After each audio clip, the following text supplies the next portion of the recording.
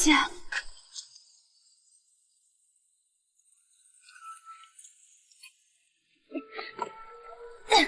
生一口气也是命，总不能看着你死。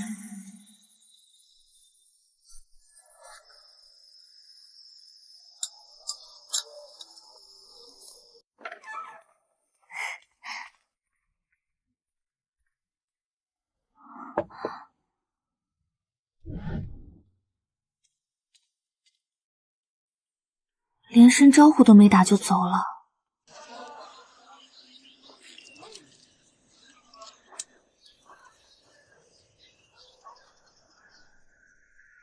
谁是徐媛媛？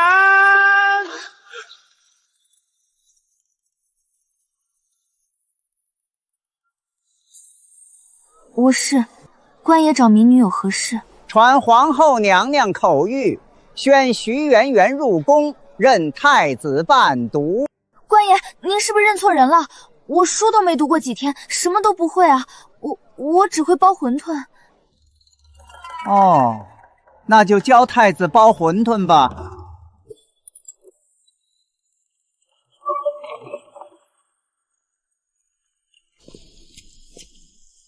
徐家丫头，收了你的钱，我本不该多说，但我提醒你一句，别给自己惹麻烦。你看里面那个娘们儿，细皮嫩肉的，身上都是绫罗绸缎，手上随便一个镯子，说不定都能买咱们一条街。遭了这么大的难，身上钱财都没丢，肯定是惹事儿了。多谢林大夫提醒。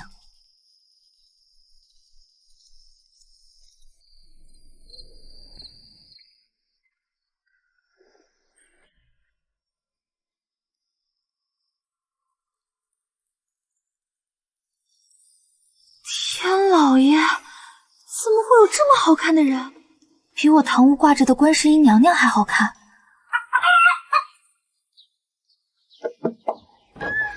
林大夫，您这儿有没有旧衣裳？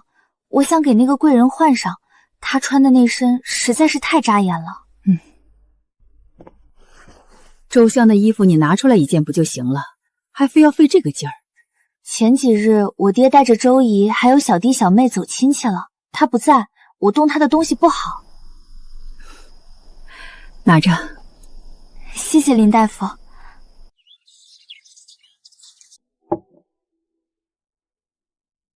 喂了好几天的药，为何还没醒来？姐，你的馄饨摊怎么没开啊？听人说你都关门好几天了。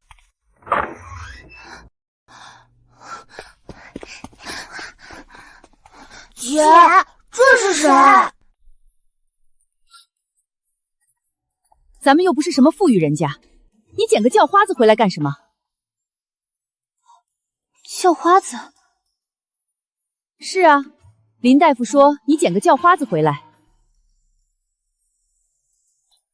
咋这么好看？就是看到人在外面躺着，受了伤，要不带回来肯定没活头。受了伤？那你请那个林大夫花了多少钱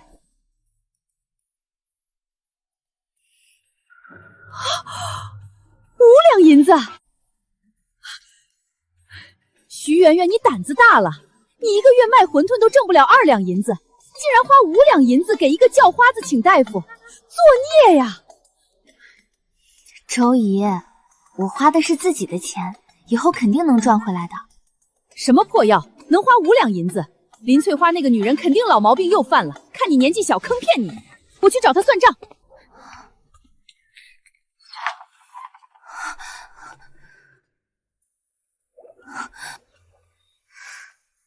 姐，这个婶子醒了。你们先出去玩，别在这儿闹。婶子，你放心，你的东西我都没动，我们不是什么富贵人家，怕惹出什么事，就给你换上普通的衣裳了。多谢小姑娘。你该饿了吧？我去做饭。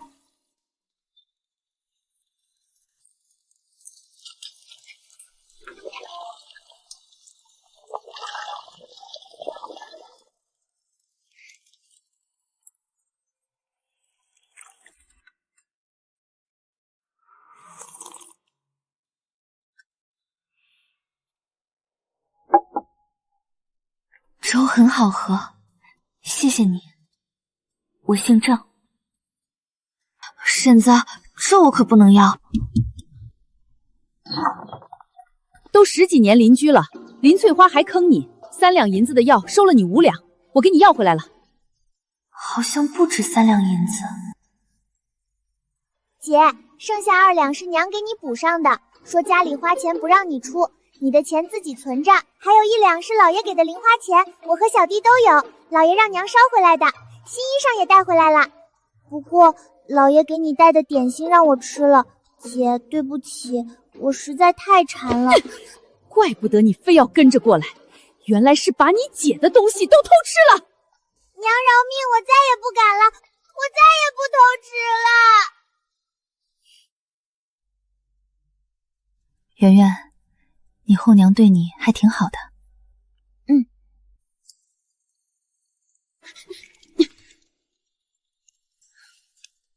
这种费力不讨好的活儿，也就你这丫头爱干。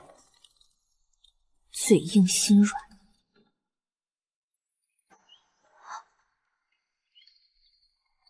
站着干什么？赶紧把干净的布条给我。来了。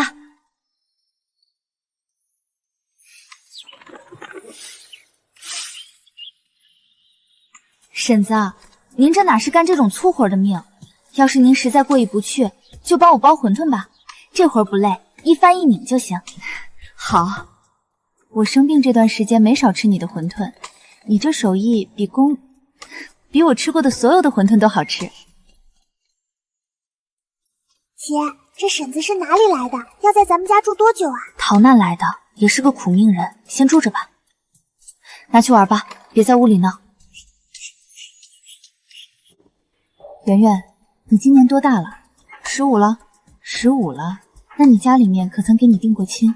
听说民间的女子大都早嫁。周姨说成亲早不好，身子还没长好就给人家做媳妇太受罪了，说多留我2年。你这位后娘倒是个通透人。爷，你可算回来了。爷，带什么宝贝了？都有。哼，来，圆圆的是梅花，萍萍的是桃花。姐，你平常又不爱打扮，每天在摊上烟熏火燎的，这梅花带了也白带。给我吧，好不好？徐萍萍，你胆肥了，还给你姐。说好了1人1个，就算你姐不带，那也是她的东西。萍萍听话，还给你姐。这位是？这就是圆圆捡回来那个，好悬没把家底赔光。圆圆真是个好孩子，都会救人了。咱家丫头有出息。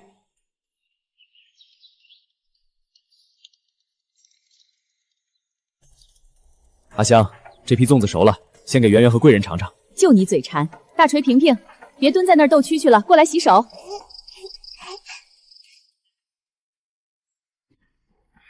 圆圆，你看这安字，屋檐下有女子，方为安。屋檐下有家人，有周姨和爹，圆圆才觉得心安。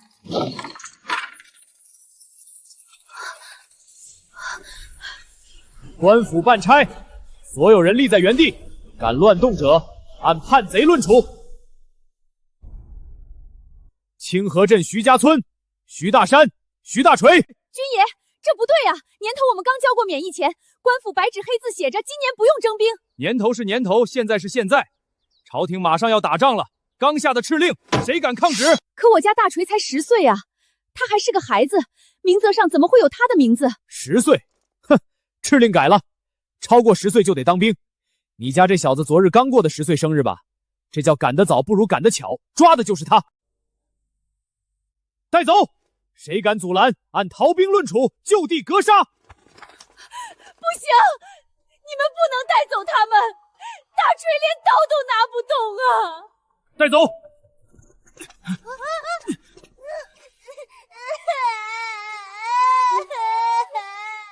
放开我爹！回去，别出来！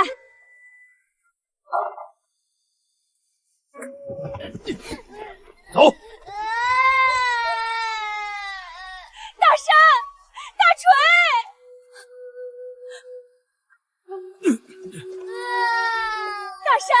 大锤！阿香，回去吧，别追了，照顾好俩丫头，我们爷俩命硬，没事的。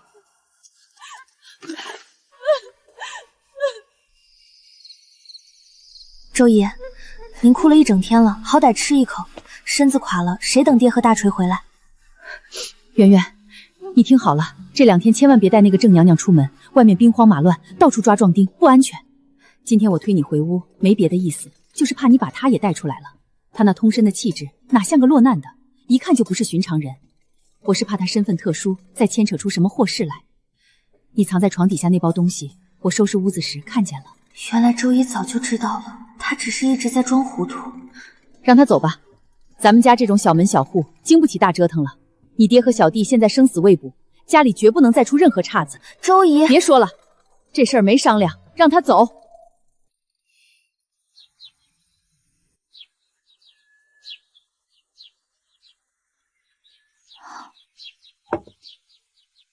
坏了，字认得我不认得字啊！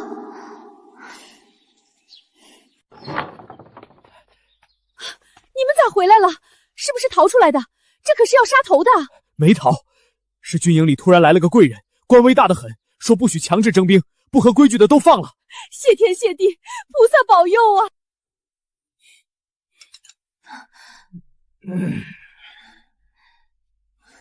姐，你说那个贵人到底是谁啊？不知道，说不定是个什么了不得的厉害人物呢。哎呦，周娘子，圆圆这丫头又能干又俊俏，那想提亲的都快把门槛踩烂了，你倒是松个口啊！不急，圆圆还得帮衬家里2年呢，哪能这么早放人？谁是徐圆圆？谁是徐圆圆？官爷辛苦，您找我家圆圆，可是有什么官务上的误会？皇后娘娘谕旨，召徐圆圆进宫做太子的伴读。伴读？官爷您莫不是开玩笑？圆圆就是个卖馄饨的。你就是徐圆圆吧？倪女士。行了，这天大的福气砸你头上了，赶紧收拾收拾，跟咱家进宫吧。可是我什么都不会，我只会包馄饨。哦，那就进宫教太子包馄饨吧。啊，这太监是个骗子吧？教太子包馄饨，那可是太子啊！官爷，是不是我家这丫头惹了什么祸？她年纪还小，不懂事，有什么事找我这个当爹的，我替她担。别抓我姐！撒开！再哭丧，咱家就按抗旨惩处。哼！官爷息怒，既然是娘娘要人，咱这小门小户自然不敢不去。只是这去的匆忙，总得让孩子收拾出行囊，全家老小告个别。要不，官爷先进屋歇歇脚，喝口热茶。圆圆，还愣着干什么？还不把你爹小弟小妹扶起来，带去东屋收拾东西？周姨这是要支开我？难道她是想让我趁乱逃跑？姐，娘是不是真要送你走啊？进宫了是不是就再也回不来了？像隔壁王婶说的那样，关进高墙就没命了。不行，我不能眼睁睁看着袁丫头进火坑，我跟他们拼了！爹，您冷静点儿。周姨支开我们肯定有她的主意，咱们现在出去就是送死，先等着。爹，您先坐下。周姨既然让咱们在屋里待着，肯定有她的法子。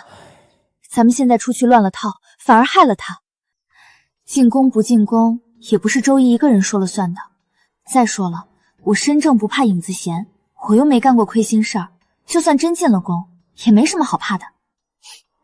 傻丫头，别哭了，我要是真回不来了，这间大屋子就留给你。你不是早就馋我这屋子又宽敞又亮堂吗？姐，我不要屋子了，我什么都不要了，我只要你在家。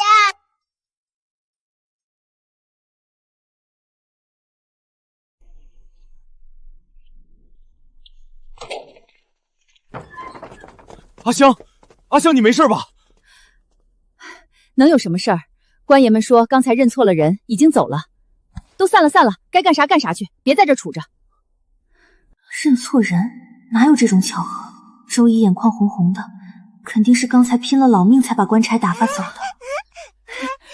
回来就好，回来就好。圆圆，拿着钱带他们去街上多买点好吃的鸭精，今天咱家吃顿好的。姐，快点，我要吃那个糖花。掌柜的，给我割块上好的五花肉，再要2只肥烧鸡，这条鱼也要了。吃吧，今天管够。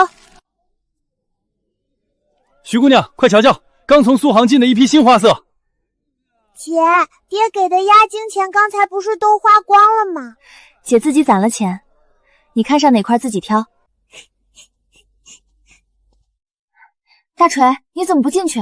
娘说不让我们乱花姐的钱，说姐起早贪黑卖馄饨赚钱不容易。傻孩子，给家里人买衣服哪叫乱花钱？去选块你喜欢的花色。姐，我就要这个，这个最便宜。这不磨肉不行。掌柜，要这匹，再把那块亮蓝的给小妹，暗紫的给周姨，还有这块玄色的给爹，都包上。你这死丫头，有点钱就烧得慌，又乱花钱。赚钱就是用来花的。我刚做好饭，咱们一家人今天好好吃一顿。还是家里的饭好吃。他爹，我这心里总觉得慌。那郑娘子，我看她伤快好了，怕她身份太高贵，给咱家招祸，才硬着心肠让她走的。你说她走的时候那个样，以后不会记恨咱吧？你也是为了孩子，为了这个家，睡吧，菩萨会保佑的。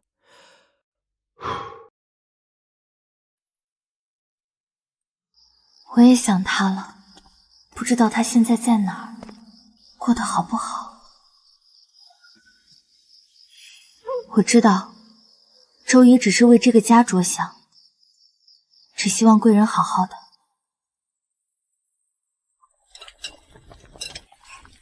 姐，外面那个人好奇怪啊，盯着我们这里看了半天了也不进来。穿的倒像个正经人，怕不是兜里一个大子儿都没有，拉不下脸来吃白食。小哥，饿了吧？进来吃碗馄饨暖暖身子。今日收摊了，这碗不要钱。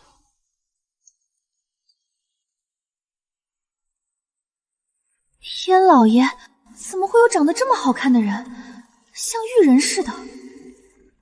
姐，眼珠子都要掉锅里啦，快端上去，馄饨都要烂啦。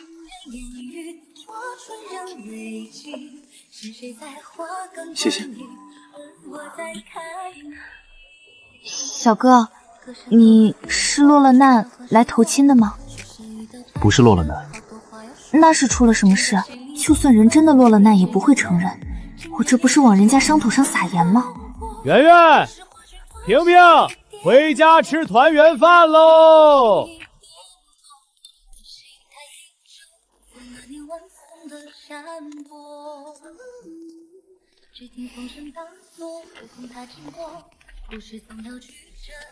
丫头，看啥呢？魂儿都飞了。完了，光顾着看脸，连他的名字都忘了问，以后还能见到他吗？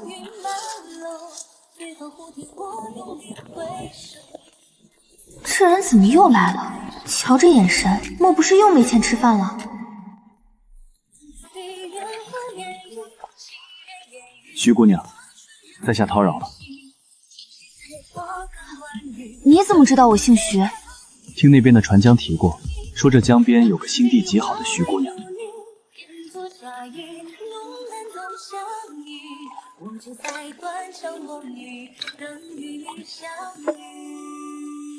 这雨越下越紧，快吃碗馄饨暖暖身子吧，别冻坏了。多谢徐姑娘。徐姑娘莫要拘谨，在下虽看着有些年岁，实则虚长你2岁罢了。你怎么会来到这里？是有亲戚在这儿吗？家道中落，本想来投奔亲戚，谁知亲戚早就搬走了，一时倒没了落脚的地方。果然是落了难。徐姑娘，在下姓唐，家中排行第3，你换我3郎即可。唐？那可是国姓啊！你跟皇族是本家，怎么混得连碗馄饨都吃不起了？我可没说吃不起，这都是徐姑娘先入为主的念头。都说了不要钱，你真觉得过意不去，就多陪我说说话。这雨天生意冷清，憋得慌。好。此后的第3日、第4日也是如此。他来了，我便开心。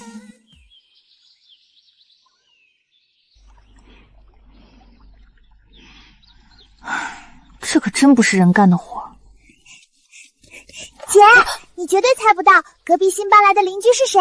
不知道。是那天在摊子上吃白饭的那个。冒冒失失的，没看见你姐正练手艺呢。去，上厨房找食去，别在这吓唬人。他搬到隔壁了。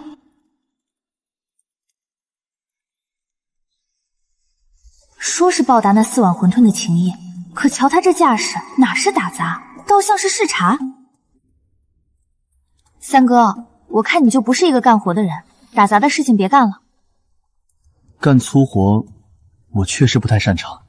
要不这样，圆圆，我教你读书识字，或者教你2招防身的拳脚。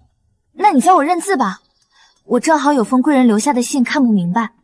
至于读书就算了，我这辈子就想卖好我的馄饨，没什么大志向。好，听你的。这是江，江水的江。江水的江，是我们面前的江水。圆圆说的真对。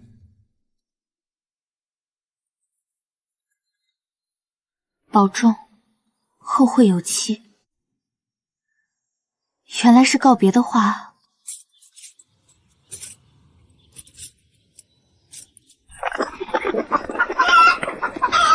长本事了你，竟敢给我逃学！老娘砸锅卖铁供你读书，你居然跑去跟人掐架！站住！看我不抽断你的腿！你长本事了，敢逃学去打架！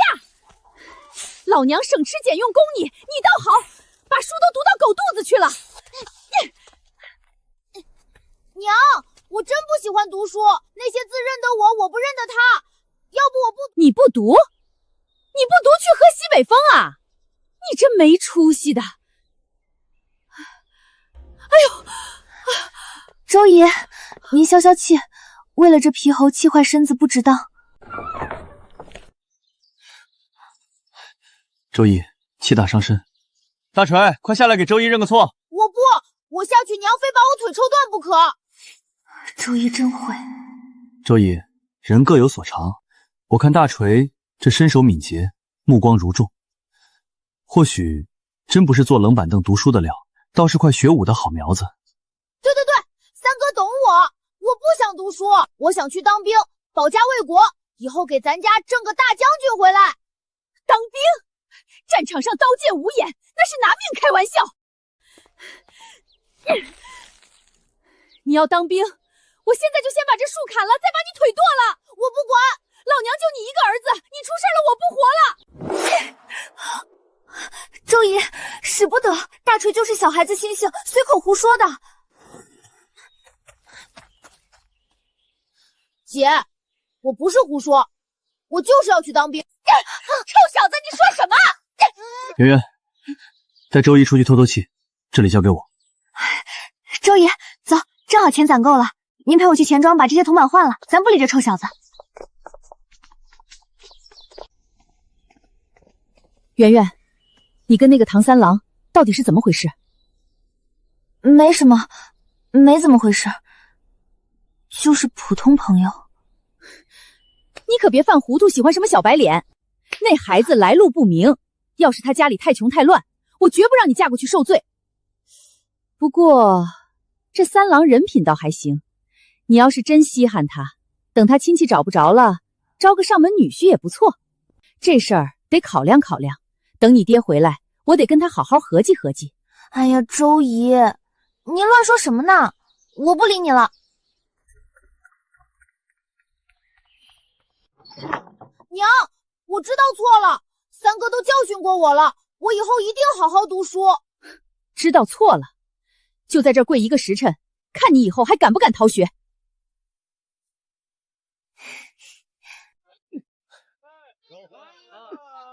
三哥，你到底跟大锤灌了什么迷魂汤？那皮猴子居然肯乖乖回私塾了。很简单，跟他打了一架。啊，你跟他动手？那小子觉得自己拳头硬，我就让他长长见识。我告诉他，打不赢我就没资格谈当兵，而且想当将军可不光靠蛮力，兵法、舆图大字不识一个，那是睁眼瞎。他那一副文弱书生的皮囊下，竟然藏着这么利落的身手。圆圆，我有话想和你说。如果我有事瞒着你，你会生气吗？自然会生气，我最讨厌骗子了。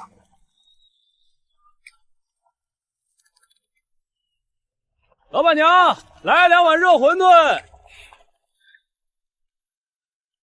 好嘞，稍等啊。虽然总叫他歇着，但他这手脚倒是越来越利索了，干起活来还真像那么回事。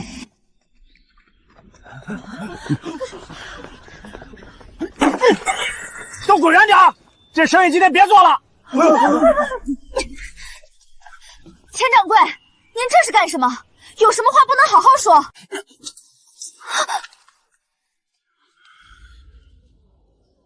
钱掌柜，根据大诏令，无故闹事者监禁半月，损坏财物者罪责加倍。您是有头有脸的人，过来欺负一个姑娘家，就不怕吃官司吗？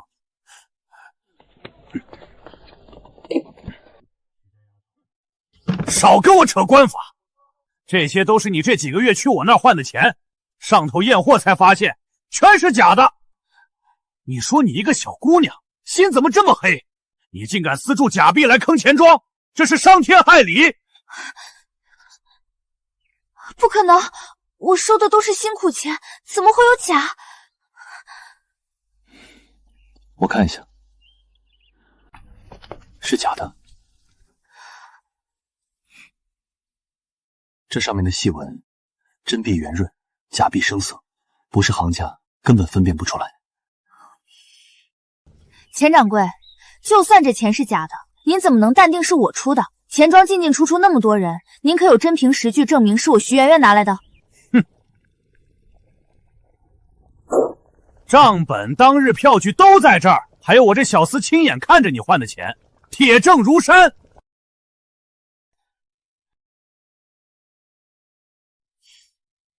这些都是你的人，自然是向着你说话。不认账是吧？给我继续砸，砸到他认账为止。徐丫头，我劝你识相点。我家大东家的堂兄的表舅的二侄子，那可是当朝尚书。你若是不赔，砸摊子事小，得罪了尚书大人，怕你全家都得吃牢饭。行了，别砸了。不就是要银子吗？我给，但你记住了，这钱不是赔的，是寄存在你那儿。这铜板到底是谁的，还没定论。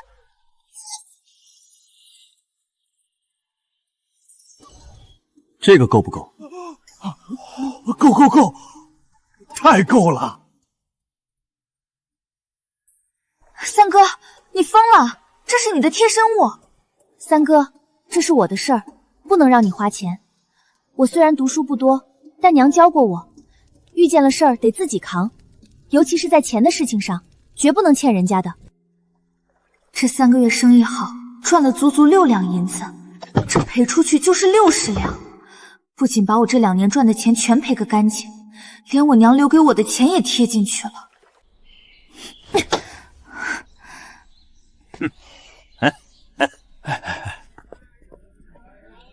这3个月银子，连同这2年的积蓄，还有娘留下的念想，全没了。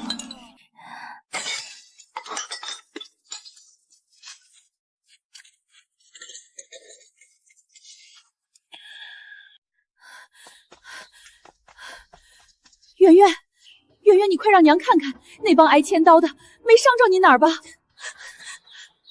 周姨，我攒了好2年的钱全没了。我本来想盘个铺子的，我想开1家开10家，现在全没了，现在全没了。哭出来，哭出来就好了。咱们圆圆不差这一回。没事儿，不就是钱没了，钱没了咱再挣，只要人全虚全伪的，什么坎儿过不去。你的钱虽然赔了，但家里的账上还有你一份。放心，饿不着你，咱家日子还跟以前一样红火，放心，天塌不下来。姐，你别难过了，以后我的果子都分给你吃，我那份零花钱也给你。傻丫头，姐哪能要你的？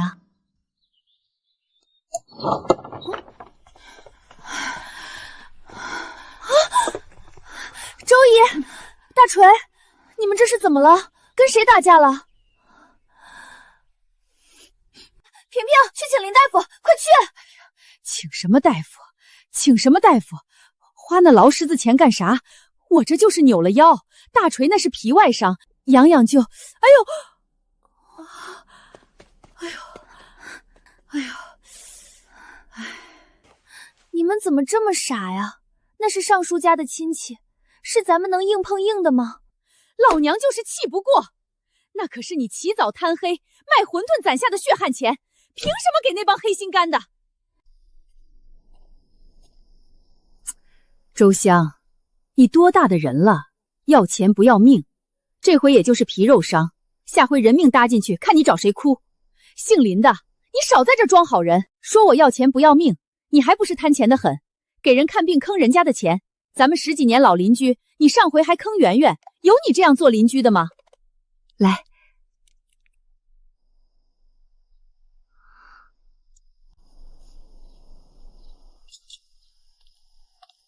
林大夫，诊费还没给呢。不要了，我现在改邪归正了，行了吧？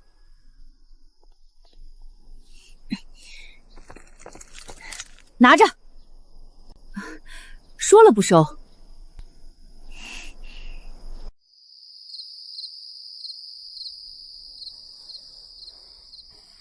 圆圆，这几天怎么没见着那个唐三郎？三哥说他去外地寻亲戚办事了，可能还没回来。那孩子平常瞧着挺靠谱，怎么一出事就没影了？该不会是见你没钱了吓跑了吧？难道是我真看走眼了？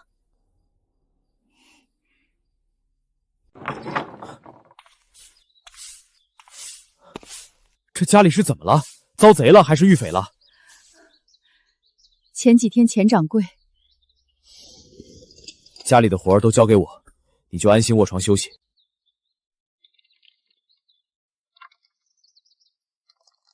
圆圆嘴上说没事，心里指不定多难受呢。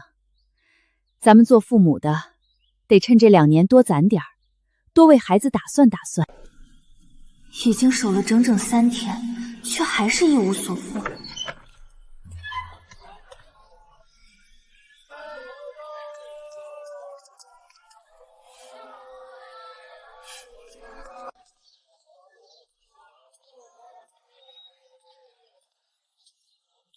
阿桃，是我。你可算来了，我都等你好半天了。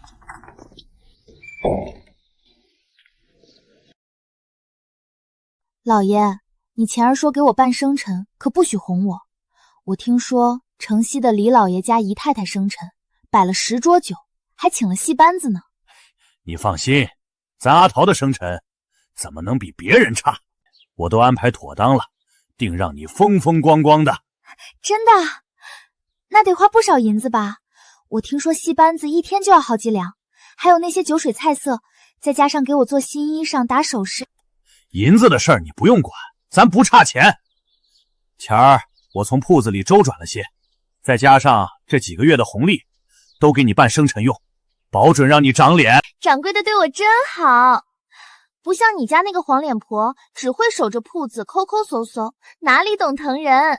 小声点儿，这话可不能乱说，要是被人听见，传到那人耳朵里，非闹翻天不可。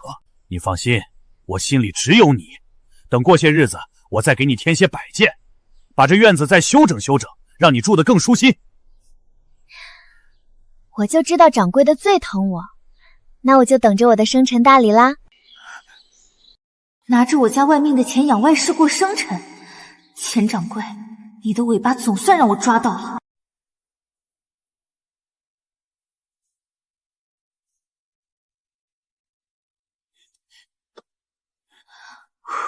靠老婆起家还敢吃里扒外，钱掌柜，这回看谁掀了谁的屋顶！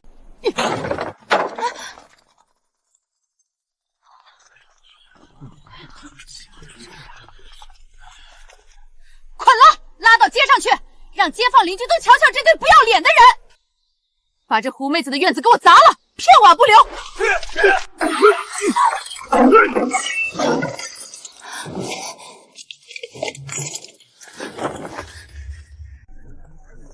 钱掌柜，你私吞钱庄公款，挪用红利，还伪造账目，证据确凿。从今日起，你被钱庄开除了，我们会立刻清点账目，追究你的罪责。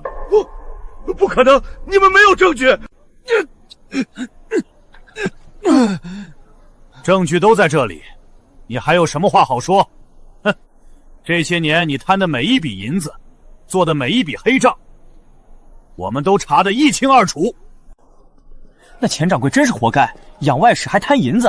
可不是嘛，钱夫人做得对，就该让他丢人现眼。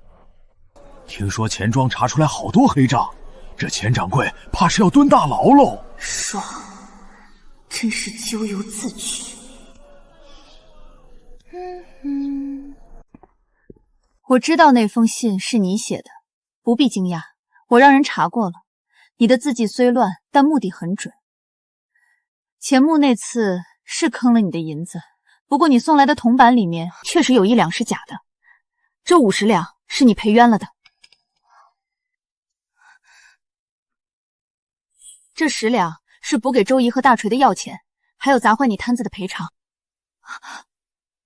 许娘子，这万万使不得！坏事是钱穆干的，你是被他蒙蔽了，怎么能让你贴钱？再说了，也用不了这么多。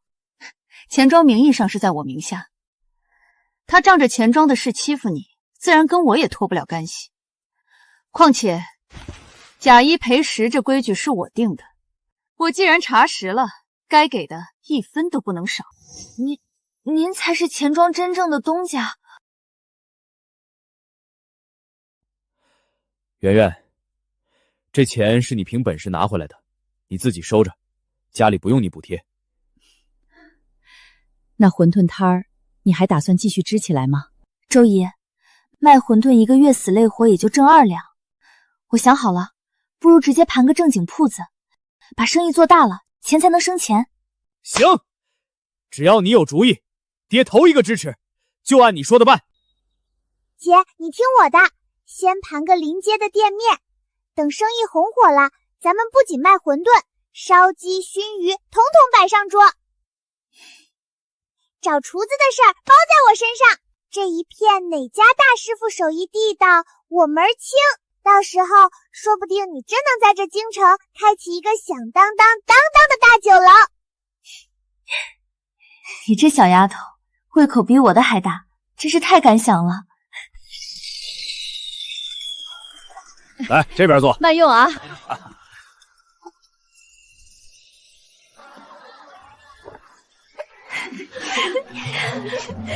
三哥，圆圆，我那会儿看见……好了，回家，有什么事儿回家再说。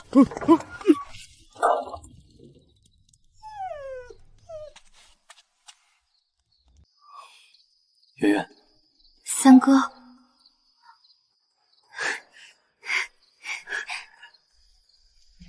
圆圆，对不起，我之前突然离开没跟你打招呼，临时有急事，走得太仓促了。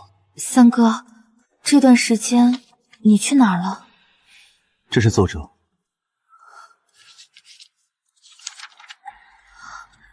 这就是之前坑我的那个假币案，幕后黑手是当朝尚书，罪魁祸首已经抓到了。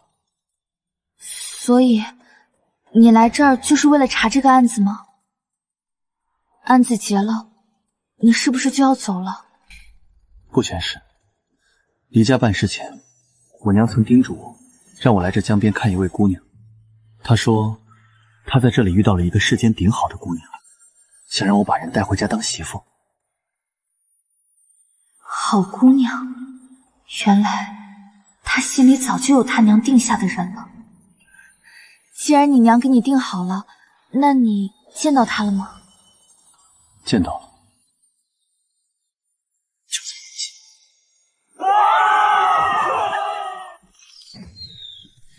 圆圆，我见到了，那个人就是你。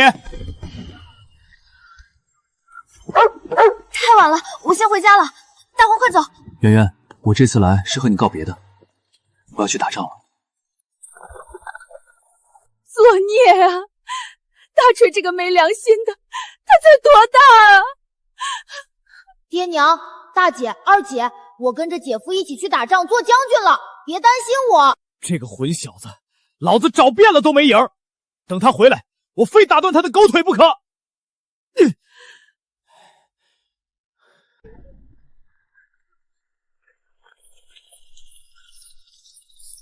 百万蛮夷口灌，大招这次怕是悬了。太子殿下亲征，这可是拼国运的仗啊！姐，你猜我看见谁了？慢点说，你看见了谁？是三哥，那个穿着一身铠甲的太子殿下，竟然是三哥！你说谁？太子？我本来想去凑个热闹，看看太子出征的威风，结果一看，我的天爷！骑在最前面的就是天天在咱家吃馄饨的三哥。百万一族，大招危难。萍萍，看好家。姐。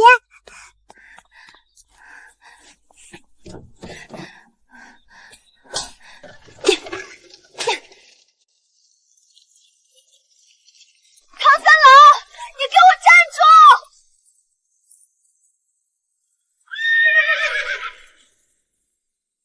殿下，原地待命。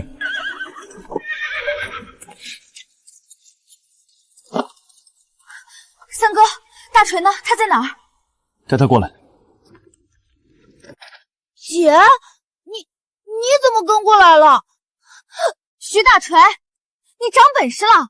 全家为了找你，快把地皮都翻过来了，你倒好，自己跑去上战场，跟我回去！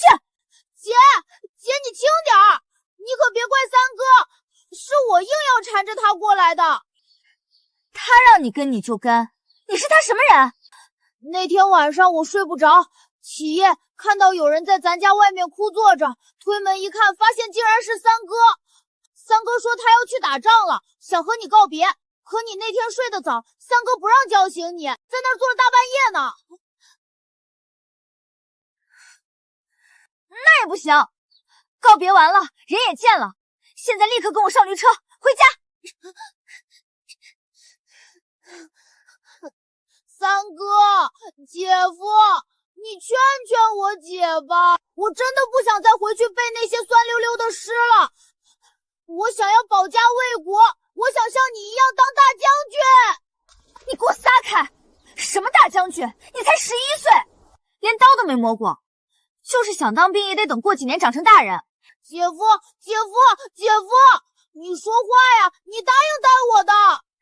你乱叫什么？徐大锤，你再不撒手，我让爹打断你的腿！圆圆，你放心，有我在，我会照顾好大锤的，绝不会让他出事。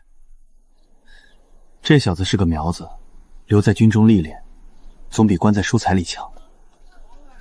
圆圆，他这个年纪，我不会让他冲锋陷阵，我会把他带在身边，出任亲随禁卫。可他才11岁，他懂什么叫战场吗？战场是残酷，但也是最好的磨刀骚。我会看着他，也正好让他去历练一番。姐，求你了，我这辈子就想这一回，我保证听姐夫，听三哥的话。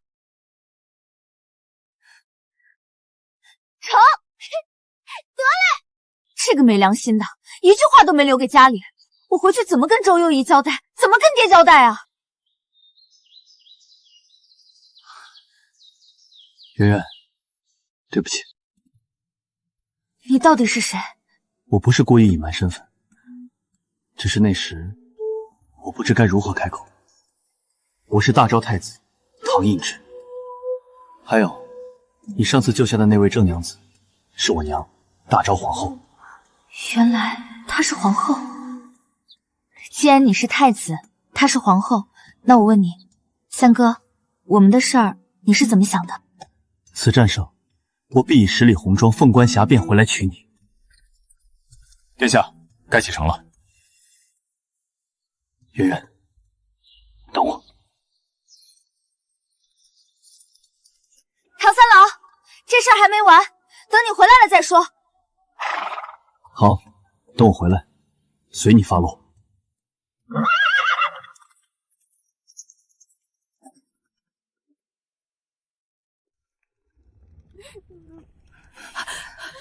人呢？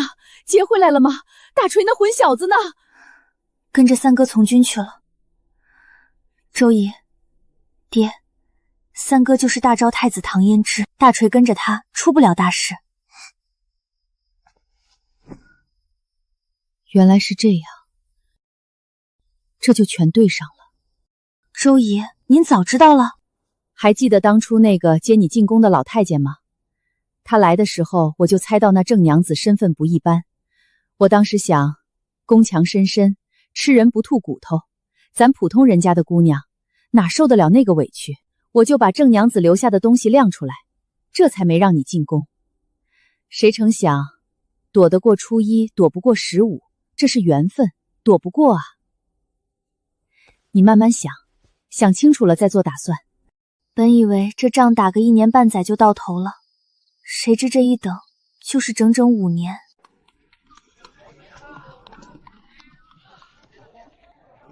圆圆，这月的红利翻了2番，咱徐家在京城总算扎下根了。这几年难关不少，要是没您和爹撑着，这酒楼早被对面那家给挤垮了。5年了，也不知道那2个没良心的是死是活。酒楼的经营并不是一帆风顺的，最难的一次，差点被其他酒楼赶出皇城。徐老板，早跟你说过，这皇城的饭不是谁都能吃的。馄饨摊的小丫头也想开大酒楼，这下赔个精光，卷铺盖滚回江边吧。所有的积蓄，5年的心血，就这样没了，我不甘心。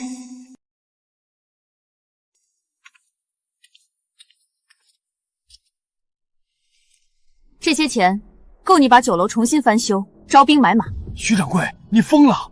他已经倾家荡产了。若是成，这酒楼我占30%；若是不成，就当是我许娘子这辈子看错了人。敢不敢赌？我敢。我知道我不是自己一个人，周姨、爹、小妹都会帮我。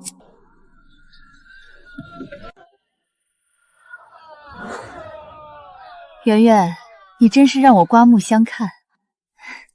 娘子谬赞了，圆圆不过是想活下去。活下去，这3个字在这皇城里最难。当年废后的风波闹得满城风雨，皇帝执意立贵妃，若不是遭了那场难，我也救不到这位主。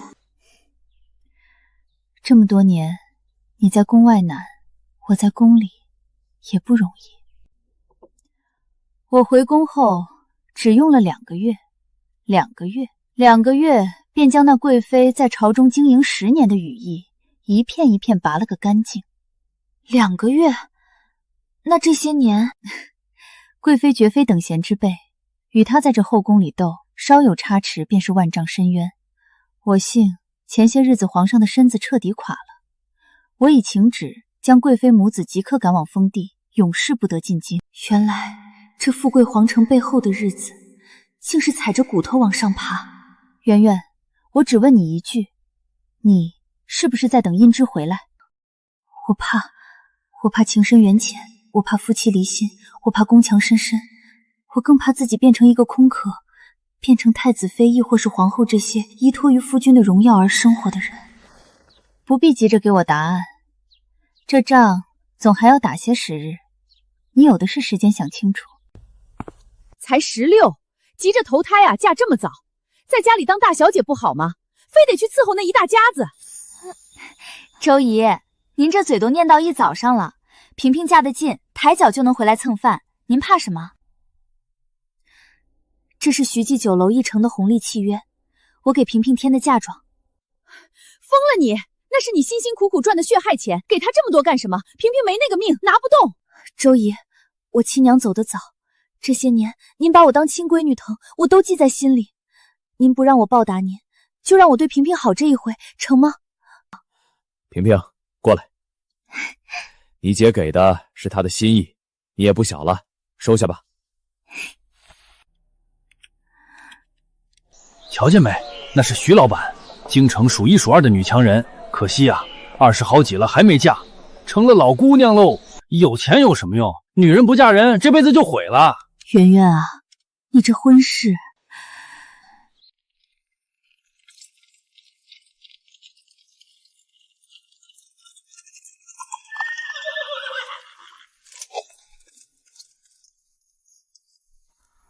那是咱家那个小兔崽子。爹娘大姐，我回来了。你个没良心的兔崽子，你还知道回来呀？你一走就是5年，信也没几发。你知不知道老娘这些年是怎么过来的？我天天求神告佛，生怕你死在外面没人收尸。娘，我这不是回来了吗？我当将军了，立了功，以后能让你享清福了。回来就好。圆圆，快去让大师师傅做几道大锤爱吃的，咱家今天过年。哟，大锤回来了，快瞧瞧我带什么好东西了！京城醉仙居的陈年花椒。哎，你们刚才瞧见没？巷口外头那是谁家要提亲啊？好家伙，那聘礼红绸飘的满街都是，一台一台往里抬，把整条巷子都给堵死了。爹，周姨，我出去一下。姐，这时候外面人挤人的，到处是官兵开路，你回头再去呗。吃你的吧！就你张嘴了，吃还堵不住你的嘴。这阵仗是太子殿下在求亲吧？谁家姑娘这么大福气？这哪是提亲，这是要把国库都搬开吧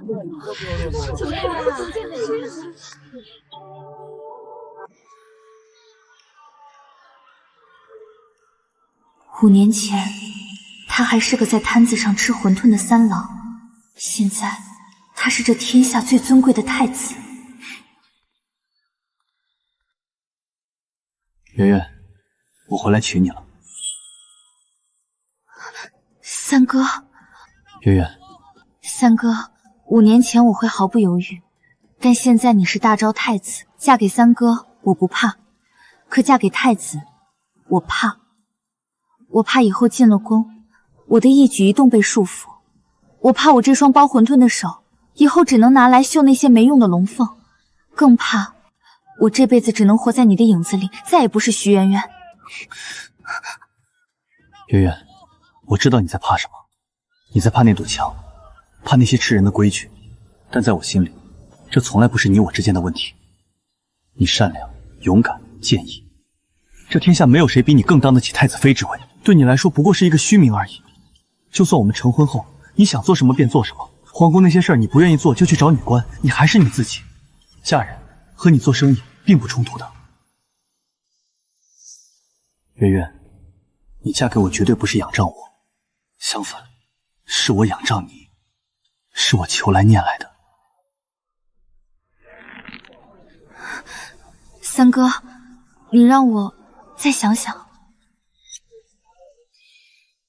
好，我等你。圆圆，别拨弄你那没珠子的算盘了。周姨是过来人，看人不会走眼。三郎对你是真心的，他对你的心，咱全家人心里跟明镜似的。可他是皇上，那是深宫。皇上怎么了？皇上不也是2个眼睛1个鼻子，有什么厉害的？我们圆圆是靠一勺勺馄饨，一凳凳银子，在这吃人的京城自己闯出来一片天的。现在这京城，谁见到你不客客气气喊一声徐老板？咱们自己有底气，别说做皇后，就是做王母娘娘，咱圆圆也是配得上的。哎呀，周姨，您这话说的也太过了吧？哪有人这样夸自家闺女的？简直是王婆卖瓜，自卖自夸。王婆怎么了？王婆要是卖你这么好的瓜，早发大财了。圆圆，别怕，你以后还有我和你爹，还有大锤呢。在我周香眼里，咱们圆圆就是这天底下顶顶好的姑娘，谁都比不了。圆圆啊，你想想，帝后怎么了？剥开那身龙袍凤披，那不也是2口子过日子？只要你们两个心往一处使，力往一处发，定能把日子过得和和美美。周姨，可万一……没那么多万一。退一万步来说，就算以后真有过不下去的一天，你徐媛媛手里有酒楼，兜里有银子，你一个人照样能活得风生水起。更何况你身后还站着我和你爹，还有大锤那个提刀的将军，谁敢欺负你，咱全家人都是你的后盾。是啊，我有手有脚，有家人有营生，我怕什么？我不退。想通啦？一步都不退。三哥既然敢求，我就敢应。我们会把日子过好的，一定会的。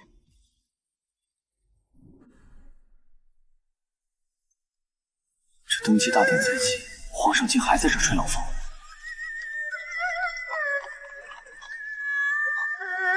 圆圆，三哥，馄饨凉了，还吃吗？吃一辈子都成。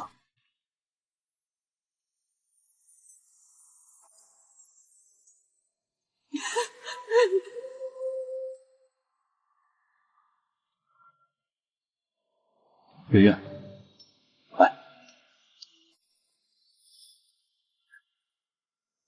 圆圆，你嫁给我，是我唐言之一生之幸，我必珍之、重之、念之，不离不弃，不毁不伤。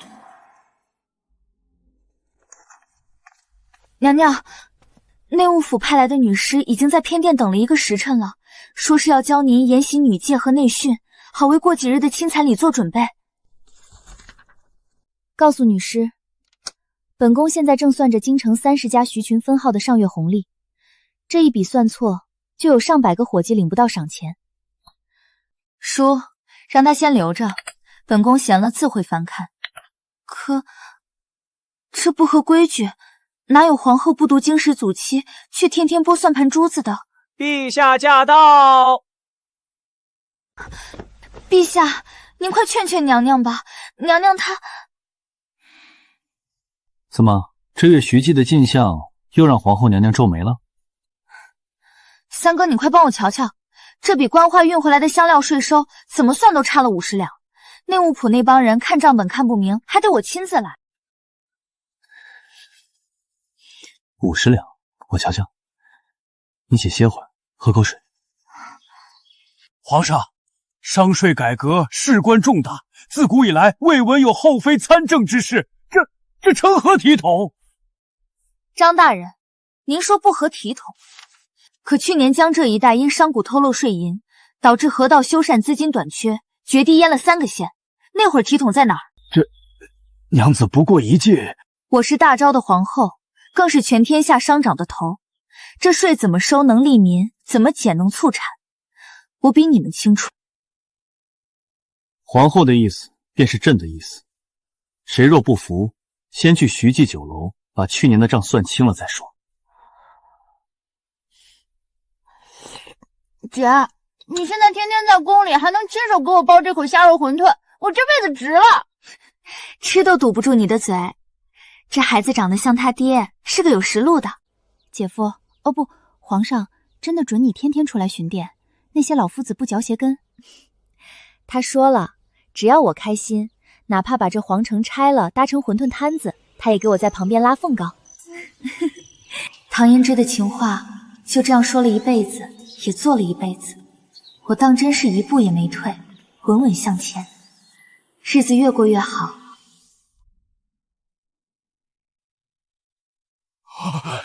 皇上，正值盛世，您正当壮年，万万不可擅位啊！请皇上三思，请皇后娘娘劝谏啊！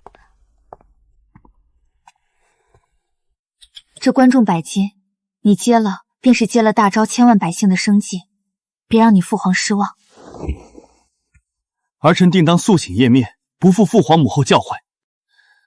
你大哥主理朝政，你便替他巡狩天下，清吏治，平冤狱。儿臣领旨。父皇母后，那儿臣便去那四海八荒，把大昭的绸缎和瓷器卖到天尽头去，给大哥攒军费，给二哥修河道。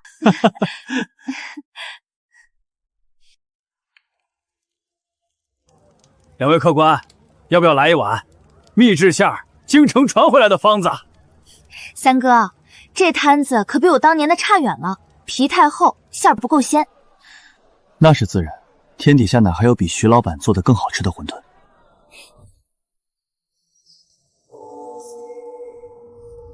景平帝书稿记载，景平元年，上立徐氏女为后。